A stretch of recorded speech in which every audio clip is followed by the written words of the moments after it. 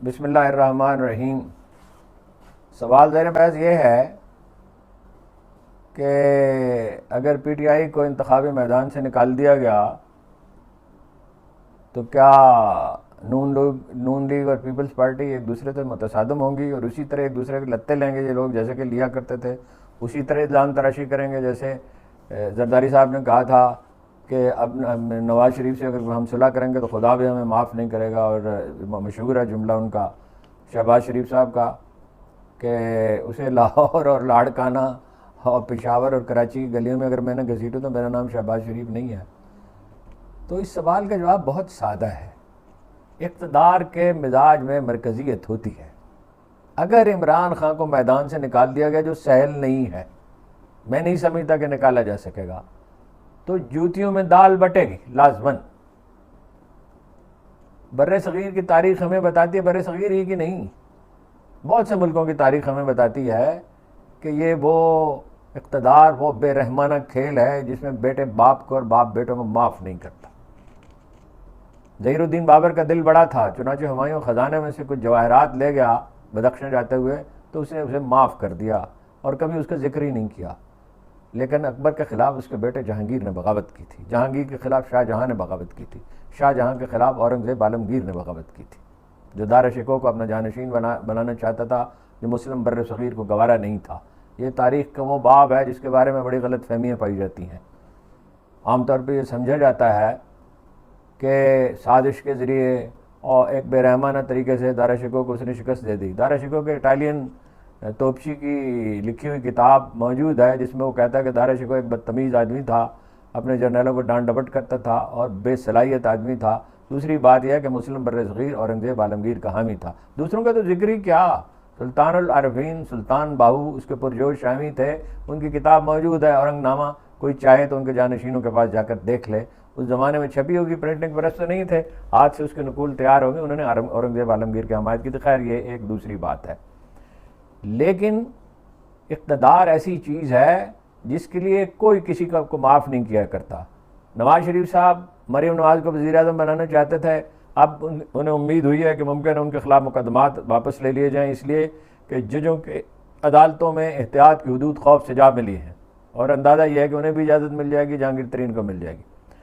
اور اگر نہیں ملتی ہے تو وہ مریم نواز کو بنانا چاہیں گے۔ زرداری صاحب اعلان کر چکے ہیں کہ وہ بلاول بھٹو کو وزیر اعظم بنائیں گے۔ اللہ کی کتاب میں لکھا ہے کہ اولاد ایک فتنہ ہے، یہی فتنہ ہے۔ سردار عبدالقیوم خان جیسا شخص اپنے بیٹے کو پارٹی کا صدر اور وزیر اعظم بناتے ہوئے اس دنیا سے چلا گیا، اور اس کے نتیجے میں مسلم کانگریس تباہ ہو کر رہ گئی۔ حالانکہ ان کے صاحبزادے جو ہیں وہ تو بلاول کے مقابلے میں کہیں زیادہ باصلاحیت آدمی تھے۔ دوسری گزارش یہ ہے، یہ آپس میں لڑیں گے اس میں تو کوئی شبہ ہی نہیں ہے، اور صرف یہی نہیں لڑیں گے، مولانا فضل الرحمان اپنا حصہ طلب کریں گے، ہر شائلاق اپنے حصے کا 1 پاؤنڈ گوشت طلب کرے گا۔ اصل مسئلہ یہ ہے کہ اس جنگ میں،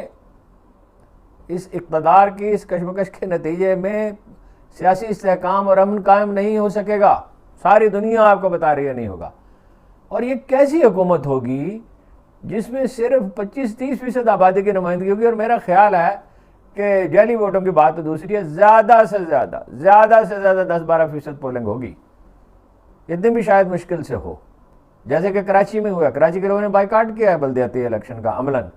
اور وہ ٹھیک سمجھ رہے تھے، عام آدمی کی وزڈم بعض اوقات لیڈروں سے بہتر ہوتی ہے، وہ ٹھیک سمجھ رہے تھے کہ ایک نری جیل سازی ہے، ایک ہلکا انتخاب 45,000 کا، ایک 15,000 کا ہے، پیپلز پارٹی کو ملے 3 لاکھ ووٹ،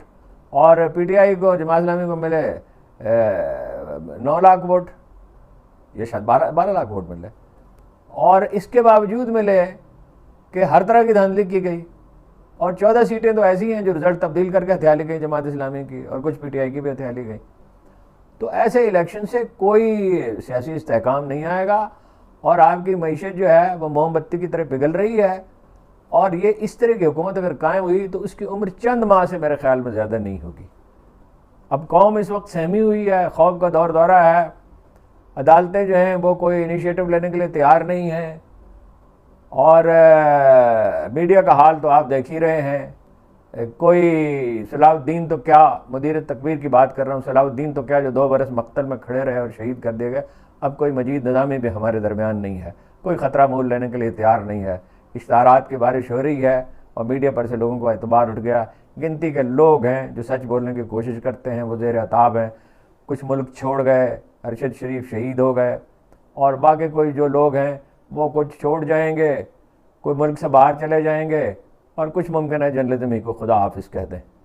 مگر یہ جو منصوبہ بنایا گیا یہ کسی طرح بھی قابل عمل نہیں ہے۔ جن لوگوں نے یہ منصوبہ بنایا ہے وہ پچھلی صدی کے وسط میں کہیں رہ رہے ہیں، جب چودھری ظہور الہی پہ بھینس چوری کا مقدمہ بنایا جاتا تھا، بھٹو پہ ٹریکٹر کے استعمال کا مقدمہ بنایا جاتا تھا، چودھری ظہور الہی صاحب کی زمین پہ قبضہ کر لیا گیا تھا جو بہت بعد میں انہیں ملی ہے، نواب نصر اللہ خان کے پلاٹ پہ قبضہ کر لیا گیا تھا جو 20-25 برس کے بعد انہیں ملا۔ تو یہ اقبال نے کہا تھا کہ کیا زمانے میں پنپنے کی یہی باتیں ہیں۔ تو اس منصوبے پہ نظر ثانی کرنا ہوگی۔ عمران خان مذاکرات کی پیشکش کر چکے ہیں، اس پیشکش پر سنجیدگی سے غور کرنا ہوگا۔